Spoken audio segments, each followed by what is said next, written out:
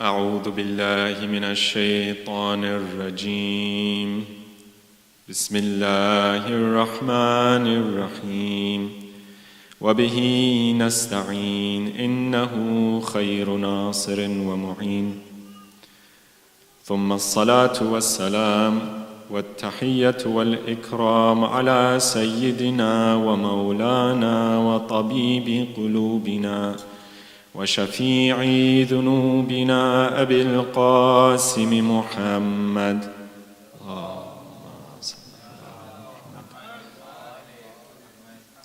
وعلى أهل بيته الطيبين الطاهرين المعصومين.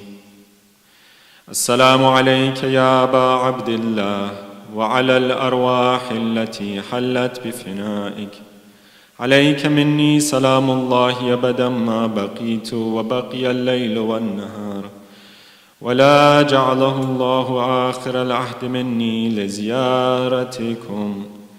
السلام على الحسين وعلى علي بن الحسين وعلى أولاد الحسين وعلى أصحاب الحسين وعلى 9 المعصومين من ذرية الحسين، واللعنة الدائمة على أعدائهم أجمعين من الآن إلى يوم الدين.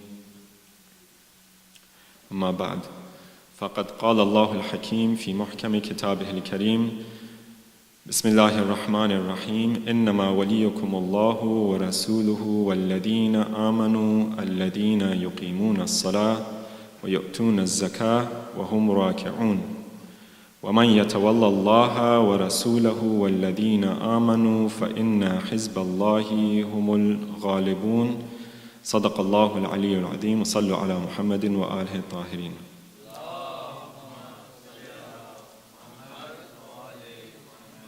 Respected Maulana, dear brothers and sisters, Assalamu alaikum. Alhamdulillah, it's a blessing that we were all able to make it out here tonight and we were able to dodge that terrible storm. And so on this night, we have so far talked about the various forms of wilaya that we have to have, and we last night spoke a little bit about the wilaya that we have with the Prophet, this connection that we have with the Prophet.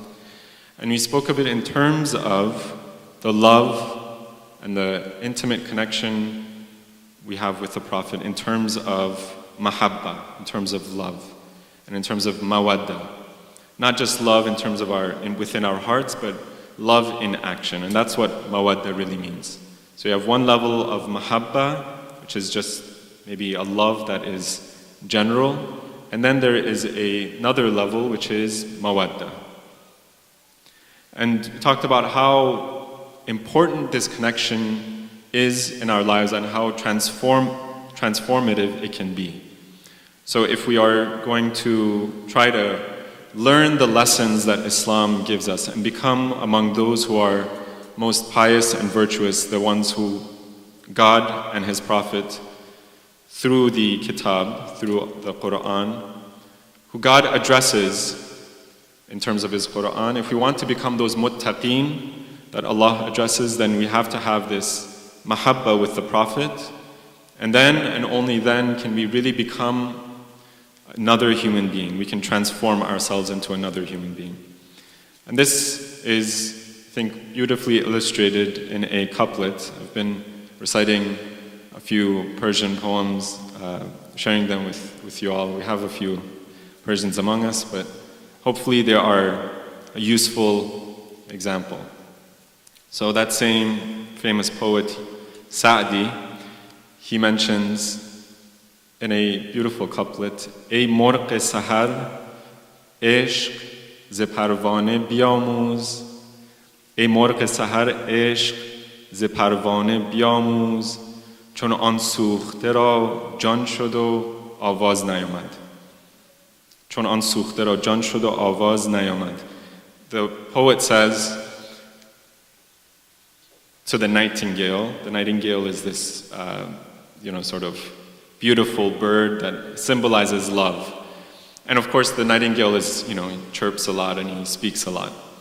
And so the poet tells this nightingale, this bird, that you should learn from the moth, you should learn from the butterfly in how to express and really be in love, really fall in love. Because the moth, as opposed to the nightingale, the moth gives himself in his entire being to the candle. So if you can imagine the moth circling the candle, and then finally, once it's circled the candle and gotten closer and closer to the candle, then all of a sudden it burns up. It burns itself in the flame of the candle. Because it is so much in love, it falls into the candle and it extinguishes its own life in the candle. And so the poet says, learn what love really is from the moth, from the butterfly, because what happens with the butterfly or the moth is that it extinguishes itself and then it becomes alive again through that candle. Even though it ends its superficial life, it becomes alive again through the candle, and yet it doesn't make any noise. As opposed to the bird which chirps and makes all of these sounds about, say for example, how much he loves, then moth doesn't make any sound. And so what we have to try to do is get ever closer to the Prophet. And not just, say for example, talk about the Prophet in terms of our tongues, but really have that deep love for the Prophet, such that even if we don't have the ability to speak about him, or we don't have the ability to express our love for him, and yet we are transformed by that love into something else. Sallu ala Muhammad wa ala Muhammad. And Allah actually takes this to the next level. He says, in the Quran, Allah says, أعوذ بالله من الشيطان الرجيم إن كنتم تحبون الله فاتبعوني يحببكم الله. Allah says in His Quran, tell these mu'minun, tell these faithful and these believers that if you really love Allah, so Allah is connecting His own love to the Prophet. He says, if you really love Allah, then follow me. This is what the Prophet is saying. If you really love Allah, then follow me. Allah is commanding His Prophet to say this. And then, once you follow me, then Allah will also love you. So this connection that we have to the Prophet is not just the connection that we have to the person of the Prophet, but through following the Prophet, then we can have also this connection of love and this intimate connection with Allah Himself. And that's the true expression of our connection, of our intimate connection and our wilayah with the Prophet. It doesn't just end with the Prophet. Our ultimate goal is to journey back to Allah. And the means by which we do that, the means that Allah Himself has established, is through His Prophet. Sallu ala Muhammad wa ala Muhammad.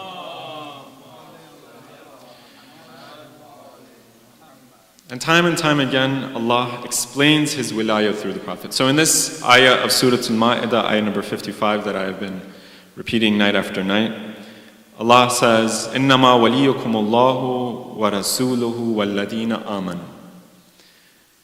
Now, what's interesting about this ayah is that Allah says, your wali is Himself, indeed your wali is Allah, and His Rasul, and those who believe.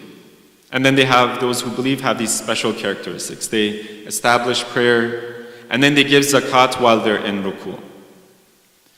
What's interesting about this ayah is that Allah says, that same wilayah that you have with me, that same wilayah is the wilayah that you have with my Prophet. Allah doesn't just mince words. He doesn't just express something without any reason. Allah expresses His words in the most beautiful and accurate way. So if in the Quran we come across an ayah that is expressed in a particular way, then we really have to contemplate what Allah is trying to say. Allah says, your wilayah with me is the same wilayah as you have with the Prophet. And the wilayah that you have with the Prophet is the same wilayah that you have with the mu'mineen, who have these particular characteristics. It's that same wilayah. So we have to understand, what is the wilayah that we have with Allah, for us to be able to understand what is the wilayah that we have with His Prophet, And then we can connect that to the wilayah that we have with the mu'mineen. Right? If, for example, Allah were to come and say to us, إِنَّمَا وَلِيُّكُمُ اللَّهُ وَوَلِيُّكُمْ رَسُولٌ وَوَلِيُّكُمْ الْمُؤْمِنِينَ. That would be different. He's saying that, say for example, I am your wali, and then another one of your awliya are the Prophet, and then another one of your awliya are these particular mu'mineen. But Allah doesn't separate His wilayah from the Prophet's wilayah, nor from the wilayah of these special mu'mineen. And what Allah is trying to tell us is that it's that same wilayah, it's the same connection that we have with Him. Now, when we look in our wilayah with the Prophet, it doesn't just end with a love. Right? We said that the Prophet's wilayah that he has over us is even stronger than the connection that we have over ourselves. So if the Prophet were to come and tell us to do something, he were to come and command us to do something, then we are required to follow his command insofar as we are connected to him and connected to Allah. So we said in the Quran, Allah says, "In kuntum tuhibbun Allah fattabi'uni." If the Prophet gives us a command, if the Prophet tells us to do something, then we have to follow him insofar as we love Allah, and that's our way of expressing that love. Right? So our connection to the Prophet is not just about our internal love, but in every single part of our lives. In another part of the Quran, in another ayah of the Quran, Allah says, "Ma ataakum ar-rasul fakhudhuhu, wa ma nahakum an fantahu." If the Prophet tells you to do something, then you have to do it. If the Prophet forbids you from doing something, you have to refrain from doing it. So we see that our connection to the Prophet, our connection to the religion that the Prophet brought us, is not isolated to a particular part of our lives. We can't say, for example, the Prophet can give us a command, say, in our own personal worship, and then he can't give us a command for, say, for example, how we should treat other people, or how we should act in society. If the Prophet tells us that this is how you should conduct yourself in society, this is how your society should run, this is how the governor or the ruler should act towards his constituents, then that's what the command of God, what the command of the Prophet is, and insofar as it's the command of the Prophet, then it's a command of God. So the Prophet's command and the Prophet's connection to us is not isolated to a particular part of our lives. Now, when we look in the relationship that we have with the Prophet, and that message that the Prophet brought, we see that not only is our relationship to the Prophet, not only does it encompass our entire lives, but also the Prophet tells us a certain priority in our lives. He says there are different levels of who you are. So first we are spiritual beings, we are moral beings, and then we are people who interact in this life with society, with the people around us, and so on. So the Prophet sets up certain priorities. And then we look at the ayah again. Let's look back at this ayah of Surah Al-Ma'idah. Allah says, إِنَّمَا وَلِيُّكُمُ اللَّهُ وَرَسُولُهُ وَالَّذِينَ آمَنُوا الَّذِينَ يُقِيمُونَ الصَّلَاةَ وَيُؤْتُونَ الزَّكَاةَ وَهُمْ رَاكِعُونَ. I try to repeat this ayah because there's a lot of different parts to this verse itself. You have to slowly start to unpack the Quran. What Allah says is not only is your connection to the Prophet the same as your connection to Allah, but as well the connection that you have to these mu'mineen who have these characteristics is the same as your connection to the Prophet. When we come to this verse, this is a verse that's very familiar to a lot of Shia, a lot of the followers of the school of the Ahlul Bayt. So there's no question for us that this ayah is revealed about Amirul Mu'mineen Ali ibn Abi Talib alayhi salam. We don't even, when somebody starts the verse, say, "Innama waliyukum Allah," we can kind of memorize, we've memorized it and we can recite it until the end. It's kind of become something that we're all used to. We all know that this ayah was revealed about Amirul Mu'mineen. There's no question about it. And in fact, when we look in the ahadith, we see that time and time again, the imams themselves, and as well, not just people among our school, but every single person, if they are really true and sincere about the Quran and history, every single person admits that this is about Amir al-Mu'mineen. There's no question. If somebody were to deny this, then maybe they have some ulterior motives. In fact, there's a hadith that is transmitted from our sixth Imam, Imam al-Sadiq alayhi salam, where he himself in turn transmits it from his father, and then it goes all the way back to Amir al-Mu'mineen himself, where Amir al-Mu'mineen, in that crucial moment when the first Khalifa was establishing himself and his authority, Amir al-Mu'mineen goes to the first Khalifa and begins to state his priority in this Khilafah. He begins to argue that, you are setting yourself up as the Khalifa, whereas I am more deserving of this position than you are. And you know this. And one of the interesting pieces of evidence that Amir al-Mu'mineen brings is this very verse. Amir al-Mu'mineen says, Ali wilaya ma'allah, or min Allah ma'ar Rasul fi ayat zakat. Is it for me, did Allah reveal this verse of Surah Al-Ma'idah of ayah number 55, this verse of wilaya, did He reveal it for me? Alakum, or alak. Did He reveal it for me, or did He reveal it for you? He's asking this to the first Khalifa. And then the first Khalifa says, no, it's for you. Allah revealed this verse, and the context of this verse was that you were in the masjid, and you were praying a nafilah prayer. And during your prayer, when you were in that most humble and most sort of low state, when you were praying to your Lord in the most humblest state possible, in that state where no one else can humble themselves even more, in that state of ruku', you gave zakat for Allah.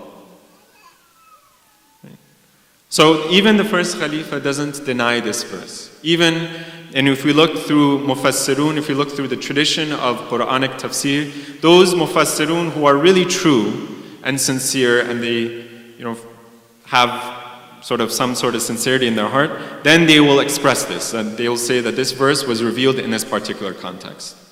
Now maybe it applies to other people, but there's no question, this verse is about Amir al-Mu'mineen. So we're not going to even discuss that. Right? That's clear. But the question that we sort of have to ask ourselves is, why is that important? Why should it matter to us that this verse was revealed for Amir al-Mu'mineen? How does it affect our lives today? This is something that happened over 1,400 years ago. Why does it affect our lives today? And if we try to come to an answer for this question, we might even see a lot of for example, we see a lot of our people in our society ask us, well, you guys are, you people of the school of the Ahlul Bayt and other people, other Muslims, you guys have this fight which occurred all these years ago, and yet you're still fighting about it. What's the point? Why does it matter to you and your life today? Why can't we all just, get along, right, as Muslims? And if we try to find an answer to this question, we can look in our own society. We see that just very recently, we had this huge conflict in our own society about something that happened about 150 years ago. Right? Why in our society, in America, in this society that is so progressive and so forward-looking, why did we have this whole fight about certain statues in, say, Virginia or in the South? Why do we have these debates about what is taught in our history books and what is taught to our children? Why do we even have this debate? This is something that happened 150 years ago, or even more. Right? Slavery is not something that we deal with on a day-to-day basis. It's actually something that happened long ago. So why do we even care? Why should we tear down these statues? Now, we're not trying to take a position on this debate, but we can understand why it's so important. Why people feel so emotional about it, because this affects our lives and it affects the way we understand what the morals and the values of this country are. So depending on which way you fall in this debate, what side you fall, that reveals what you think about this country and the values that you hold dear to this country, right? If you, for example, say that, for example, the Civil War was long ago and it doesn't really matter to us anymore, then what you're really saying is that all of this time that all of the things that have caused us to get to this moment don't really matter. Whether it's a matter of injustice, whether it's a matter of oppression, none of that matters. We only care about the now. And even if all of that injustice and oppression continues until our very day, that doesn't matter either.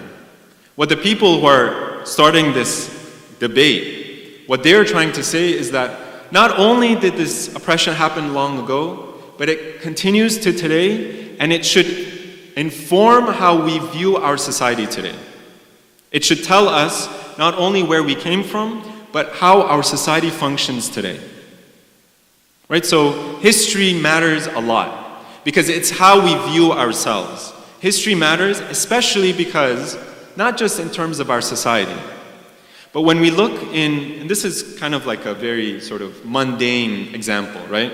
In our society, we see this history of the Civil War as just being in terms of how we view our society and where we've come to in terms of maybe economics. Certain people are, struggling economically, or certain people have certain oppression that is done to them in terms of their livelihood or their well-being in this country, right? Say, for example, certain people have bodily harm that's afflicted upon them because of this history, right? But Allah says that in His Quran, He points us to not just this worldly importance of history, but He says, whoever you connect yourself to, not just 150 years ago, but even if it's thousands and thousands of years ago, that affects who you are in terms of your spiritual and moral person. That affects who you see yourself in terms of your morality and your spirituality. So time and time again, we look to the stories that Allah recites and the stories that Allah tells us of Bani Israel. Of, for example, the followers of Nabi Isa alayhi salam. Right? Time and time again, there are these same stories. Well, why does Allah do that? He says that if you have a connection, whether it's a moral or spiritual connection or even a cultural connection to these people, then you are one of them. Right? He says, if you have this wilaya to them, then you are one of them. مَنْ يَتَوَلَّى مِنْكُمْ فَإِنَّهُ مِنْهُمْ. Whoever among you connects yourself to these people, then you are one of them. That wilaya that we talk about connects us actually not just through certain space, but even across time. So if we identify, for example, with, say for example, what our ancestors did, then we will automatically become one of them. Not only in terms of our actions, but in terms of how Allah treats us, how Allah deals with us. And so what Allah is saying is that it's not just in terms of your social or economic status that history matters. It's also in terms of how Allah will deal with you and how you see yourself. And so if we discuss the issue of the wilaya of the Ahlul Bayt, if we discuss this difficulty and conflict that began in the early history of Islam, then we are saying, in fact, that not only is this history and it's long, long ago, but this is how we understand what our religion is trying to tell us today.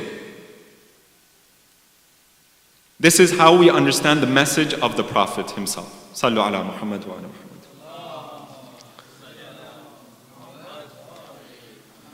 And so we see that in the Quran, time and time again, Allah determines for the people. Allah determines, for example, for Bani Israel, who the authority is going to be over them. Right? We're talking about what wilaya means.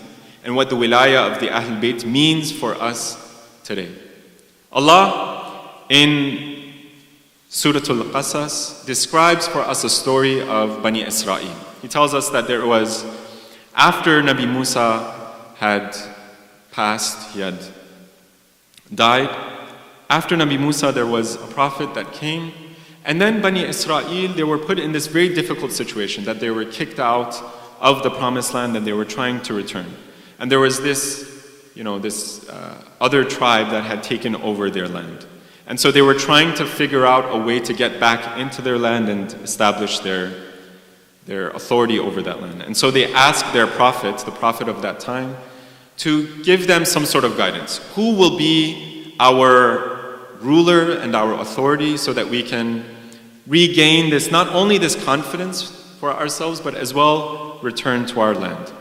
And we see that the prophet of that time, he looks to his Lord and he asks God to give them this guidance. And then Allah establishes for them a ruler named Talut. In English we call him Saul. And what's interesting in this verse is that Allah establishes and He chooses and He selects this person, Talut, for Bani Israel, to guide them back to their land. But the reaction that Bani Israel gives is that this person is not even one of the greatest people of our community. He's not even really very wealthy. He's not even from the family that we expected. He doesn't have the core qualities and the characteristics that we expect from the king. And so, therefore, we are not going to accept him. And the Prophet responds to him, the Prophet responds to these people, that this is not for you to decide. This is not a decision that you can make. Allah has determined for us and for you the authority that is going to be upon you. And so we see that the excuses that Bani Israel give, it's not even just how the whole thing played out. It's the excuses that Bani Israel give that determines for them what they actually see to be important. Right? So if, say, for example, somebody says, I don't want to accept you as, say, my ruler. You ask them why. Well, they give us certain reasons, right? They'll give us, say, for example, this person isn't qualified enough.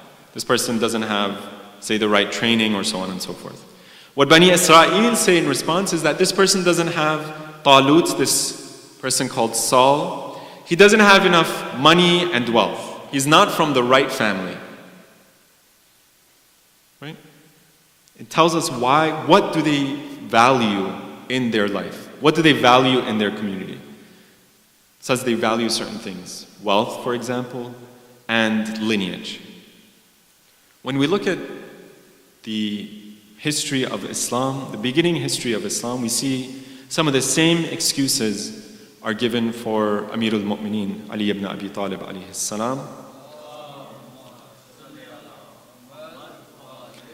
And in a very profound hadith, a khutbah that Amir al-Mu'mineen gives, in response to what had happened against him and the fact that this authority was taken away from him, Amir al-Mu'mineen tries to explain for us, well, what are the things that say for example, those people who took control and the authority over the Muslims, what do they value and what does Amir al-Mu'mineen value? Again, the reason why this is important, not just for that time, but for our time and our understanding of Islam is what do we value and how do we see Islam as, what role is Islam playing in our lives? If we were to describe the history of Islam, how would we describe it? If we were to describe the morals and the values that Islam places for us and teaches us, how would we describe them? Would we describe them in terms of conquer? Would we describe them in terms of wealth and, say for example, the amount of lands or the amount of science that Islam was able to produce? Would we describe it in terms of how many, say for example, Islam was able to rule from the east until the west? Or will we describe it in other terms? And so if we are trying to understand not just history, But if we're trying to understand the values and the tradition that we hold dear, then we have to look at what values and traditions our leaders hold dear. And so Amir al-Mu'mineen, when he's explaining why he should be the Khalifa and why he should have had authority over the Muslims, he describes in a very particular way. Right? It's a very famous khutbah, it's a very famous sermon that Amir al-Mu'mineen gives. It's listed in Nahj al-Balagha. And not just one sermon, but Amir al-Mu'mineen continues to describe in various sermons and in various sayings why he felt he had this, he deserved, and why he in fact deserved the Khilafah after the Prophet. And in this particular khutbah, in this particular sermon, Amir al-Mu'mineen recites certain reasons. So he says, on my behalf, the reason why I deserve it, not talking about the opposition, talking about myself. The reason why I deserve it is because of these things. One of the reasons that he gives is this ayah of Surah Al-Qasas. He says, وَتِلْكَ الدَّارُ الْآخِرَةُ لِلَّذِينَ يُؤْمِنُونَ تلك الدار الآخرة نجعلها للذين لا يريدون علوا في الأرض ولا فسادا والعاقبة للمتقين. Again, the reason why Amir al-Mu'mineen is saying, I deserve the Khilafah is because of this verse of the Quran. What Amir al-Mu'mineen says is, what this verse is translated as, he says, that other abode, Darul Akhirah, that other abode. نَجْعَلُهَا لِلَّذِينَ لَا يُرِيدُونَ عُلُوًا فِي الْأَرْضِ. We have created it for it. Allah is telling us, we have created for that other world, we have created it for people who do not want عُلُوًا فِي الْأَرْضِ. They don't want authority in the world. And then Allah says, وَلَا فَسَادًا. And they don't want corruption either. So nor do they want authority and to be increased in their, say for example, status in the earth, nor do they want for this world to be filled with corruption. وَالْعَاقِبَةُ لِلْمُتَّقِينَ. And the final resting place, that final abode, that is for the muttaqin. That is for the righteous and the virtuous. What Amir al-Mu'mineen Ali ibn Abi Talib is saying to us with this verse is that when you are looking at my claim to the Khilafah or my claim to the wilaya of the entire Muslims, don't think that I'm doing it because I want to have authority. Don't think I'm doing it because I want to establish myself and gather wealth and gather all of this power for myself. It's not because I want ulu fil ard. I don't want status in this world. Okay? What Amir al-Mu'mineen says is that that's not what I'm looking for. What I'm looking for is so that corruption is not established in this world. So there's two separate parts. First of all, these people, these mu'minun, these people who the world was created for, they are not looking at this world. What their whole purpose is to look at that higher realm, that moral world that Allah has created this world for. They're looking at the spiritual world that Allah has created this world for, that purpose for this world itself. They're looking for that connection that they have to the Prophet. And Amir al-Mu'mineen time and time again says to the Muslims, who is the one who has the most direct connection to the Prophet himself? My connection to the Prophet, qarabatul qariba. It is the closest connection among all of you Muslims. My connection to the Prophet is one where I was the one who was raised by the Prophet himself. So not only am I not looking for authority and rule in this world, but I am the one who has the closest relationship to the Prophet. In fact, the Prophet is the one who fed me himself. When I was a young child, when I was even a small child, the Prophet fed me himself from his own hands. I would follow the Prophet as a young camel follows his mother. I am the closest to the Prophet. So if you want a connection, if you want to see the Prophet in life, then you should look towards me.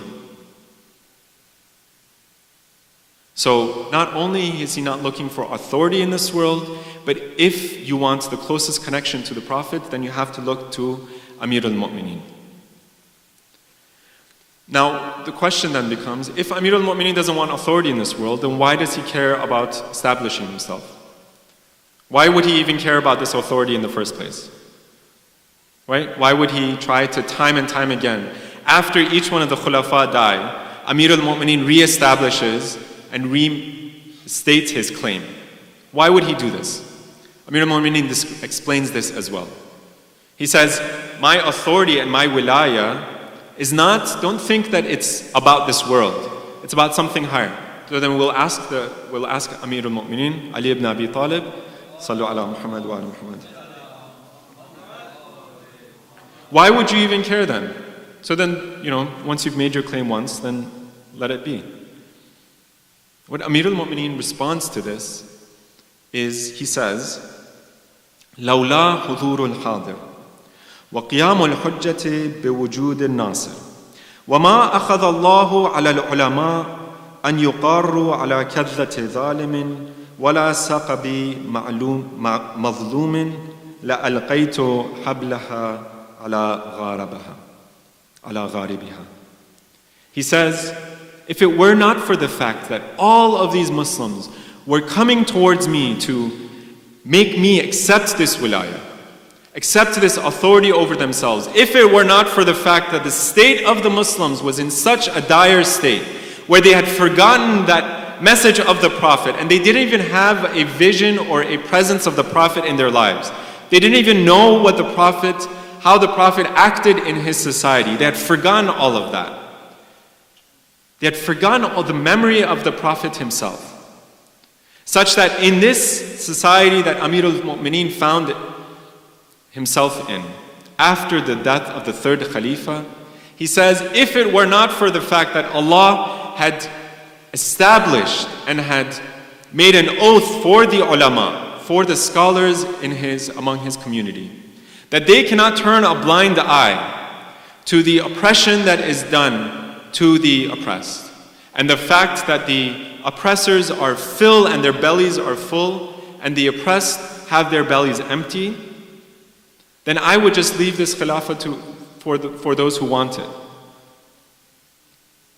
What Amir al-Mu'mineen is saying is that the message of Islam isn't about this worldly authority. So if we don't claim it for ourselves, and we see the same thing happen later on with the other imams, they show us, and the Shia, because at a certain point in Islamic history, the Shia were time and time again trying to establish the power of the Ahlul Bayt. Right, so once we see Amir al-Mu'mineen, he reaches martyrdom. We see that during the time of Imam Hassan, the Shia of the Ahlul Bayt, they try to go and establish the authority of Imam Hassan.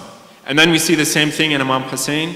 And then we see all of these different groups among the Shia of Amir al-Mu'mineen and the Ahlul Bayt. They slowly start to try to establish authority, worldly authority, for the Ahlul Bayt. But then at a certain point, when it's the time of Imam Zainul Abidin, we see there are very multiple, Sallu ala Muhammad wa ala Muhammad. We see there are multiple groups of Shia that are trying to establish this authority, but the Imams themselves don't make any claim. Right? This plays out in Islamic history where the Imams stop making the claim for themselves. Imam Zainul Abidin until Imam Hassan al-Askari alayhi salam, they stop making this claim, this worldly authority for themselves. What the Imams are trying to say is that when the Muslims look back at why they take pride in their civilization, why they take pride and what values and morals they see in their civilization, they shouldn't look at how much worldly authority or how advanced and progressive their civilization was. They shouldn't look at how rich their civilization was. They shouldn't look at how much land their khulafa were able to rule. They shouldn't look even at how much peace and say for example, stability they were able to bring to these vast lands. What they should look at is how much is their society able to accept the message of the Prophet of Islam? How much of a presence does the Prophet of Islam have in Muslim society? And that's really why, the only reason why Amir al-Mu'mineen and the rest of the Ahlul Bayt want to establish authority in their society. How much presence of the Prophet of Islam will they be able to bring about in the Muslims? And so when it's time for this shura, right, we've heard about this council that is established by the second Khalifa. We see that in this council, so the second Khalifa, when he is about to pass away, he establishes a group of 6 people. And these 6 people were supposed to determine who the next Khalifa is going to be. Because after all, a true leader cannot leave the Ummah without a Khalifa. Right? He has to determine for the Ummah who the Khalifa is going to be after him. And so the second Khalifa establishes this council, and he says that you all have to make a decision. If any of you try to run away from this council, I am going to have you be killed. It's one of the, one of the tactics that was used during that time. It's a very harsh tactic. If any of you try to escape from this council, then you will be killed. Right? And so the council, when they gather, they are trying to debate. And one of the people of this council, he is set up as sort of the kingmaker, the person who's going to make the decision. If there's an equal number of people, if there is a tie, then this person is going to make the tiebreaker. Right? Abdul Rahman ibn Auf. This person is supposed to be making the tiebreaker. So he comes to Amir al-Mu'mineen, Ali ibn Abi Talib, and he says to him, Sallu ala Muhammad wa ala Muhammad. He says to him, I will give my vote to you on a few conditions. You have to meet these conditions, and then I will give my vote. He says, I will give my bay'ah to you if you are, once you become the Khalifa, you rule based on the Kitab Allah, wa sunnatu Rasulullah, and the sunnah and the tradition of the Prophet, wa siratul Khalifatain, and the seerah of the 2 Khalifas that preceded you. What Amir al-Mu'mineen says is that my standard is not just Allah, but my standard is the Rasulullah along with Allah and nothing else. The purpose for why I want this khilafah, the purpose for why I am making this claim is for me to re-establish a presence of Allah and the presence of His Rasul in this ummah and nothing else. And so Amir al-Mu'mineen says, I will accept your bay'ah on the condition that I will rule among the Muslims bi kitabillah wa sunnat al-Rasul. And I understand better than anybody else what the sunnat of the Rasul is. So nobody else has to determine or interpret for me what the sunnah of the Prophet is, because I understand that lesson much better than anybody else. So what Amir al-Mu'mineen is saying here is that, first of all, where we find ourselves in this society, where we find ourselves not just 1,400 years ago, but this applies to us as well. In fact, the stories of the Bani Israel apply to Muslims, and that's why Allah recites these stories and tells us these stories as well in the Quran. The story of Bani Israel, story of Talut, of Saul, applies to Muslims. Otherwise, why would Allah say these stories to the Muslims? The story of Amir al-Mu'mineen applies to our time itself. Amir al-Mu'mineen is saying, you all have lost your way. You've forgotten the memory of the Prophet. And so, if I am going to rule, the only reason I'm going to establish my authority is to bring back this memory of the Prophet into the community of the Muslims. And so when we see in Ashura, when we see the reason why Imam Hussein tries to establish his authority as well, he gives particular reasons as well. And he says, looking to his brother, Muhammad ibn Hanafiya, he writes a will. He says, the reason why I am rising up is not for me to, it's for any sort of conceit or any sort of thing within my heart. It's not for any pride that I have in my own heart. La ashiran wala batara. Wala mufsidan wala zalima. I am not trying to cause corruption in the land, nor am I trying to cause injustice in the land.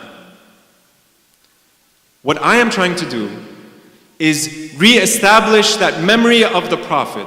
Because what has happened in the history of the Muslims up to the time of Imam Hussein is that not only have they strayed from the memory of the Book of Allah, but they've forgotten who the Prophet is. And that's why the Muslims allow Yazid, a person like Yazid and Muawiyah, to establish this rule. A person like Ubaydullah ibn Ziyad is not someone who can sit in the governorship of Kufa.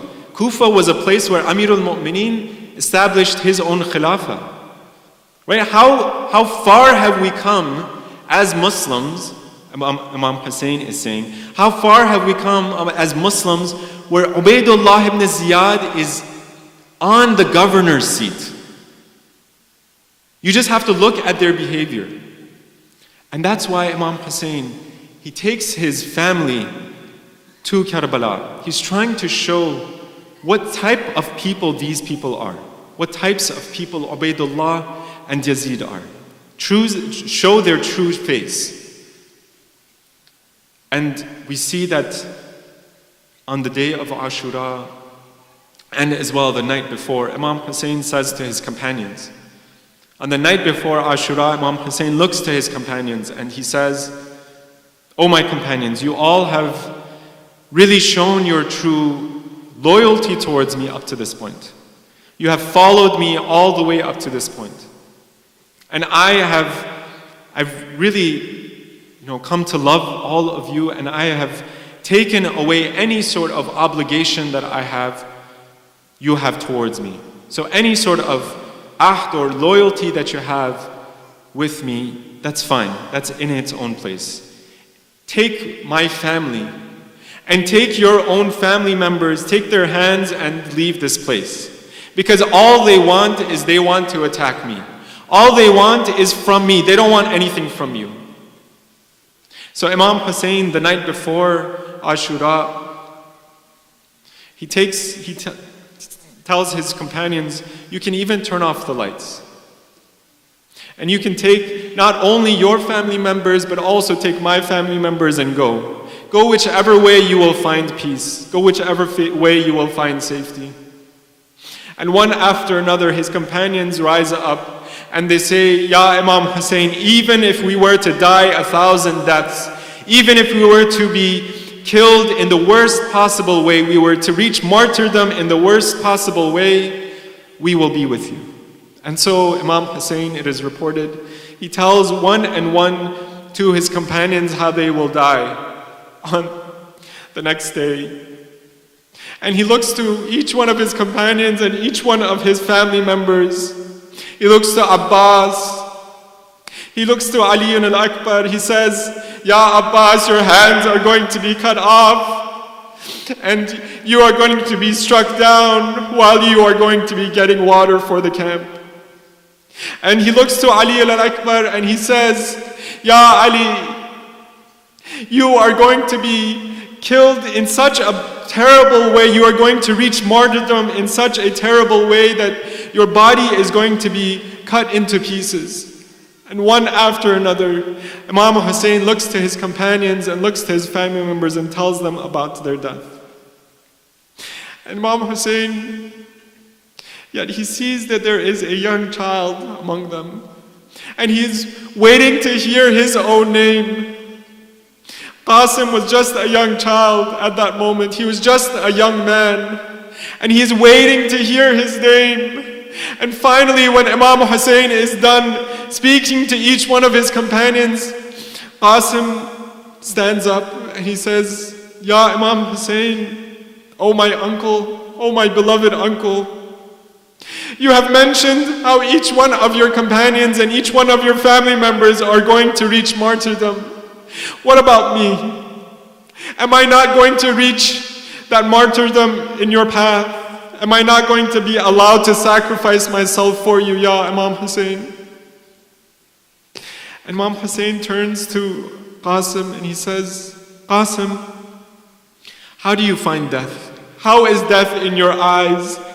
And Qasim says, if it is for you, if it is in your path, ahla min al-asal, it is sweeter than honey, it is the sweetest and best thing that I can possibly see. I am willing to give my life if it's in your path, Ya Imam Hussein. And so we see that Abu Abdullah, Imam Hussein, on that day, he prepares his young Qasim.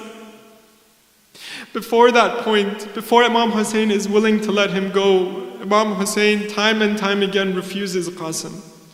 Qasim comes up to his uncle and he says, "Oh uncle, can I go and sacrifice my life for you?"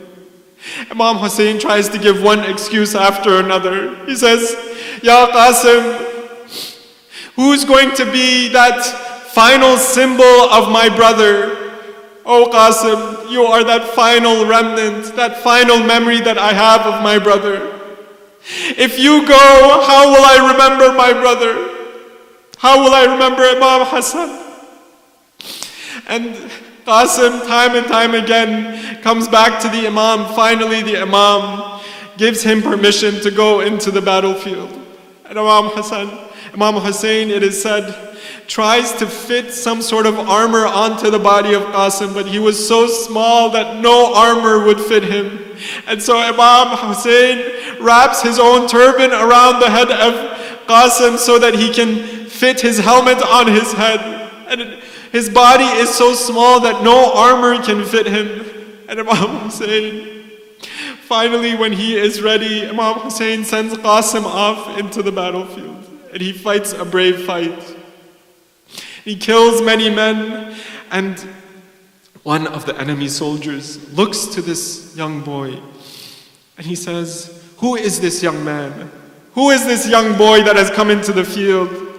He says, "I am going to be the one who's going to kill him. I am going to be the one who's going to bring him down." And his companion, this enemy of Allah, one of his companions says, "Let him be. Those people who have surrounded him now will take care of him." And he says, "No, it's going to be my fight." And so he strikes him down and he falls to the ground and the horses stampede over his body, and Qasim shouts out, "Ya Amma wa Husayna, oh my uncle, oh Hussein, come and save your nephew, come and save me." And Imam Hussein, by the time he comes over the head of Qasim, over his body, he sees that his body has been trampled and he is bleeding from all over. And his uncle says, Imam Hussein says, "How terrible it is for your uncle that you call to him and yet he can't do anything and he can't respond to you. And he responds to you and yet it does not benefit you. He can't save you." Inna lillahi wa inna ilayhi raji'un. وسيعلم الذين ظلموا أي منقلب ينقلبون. صلوا على محمد وعلى محمد.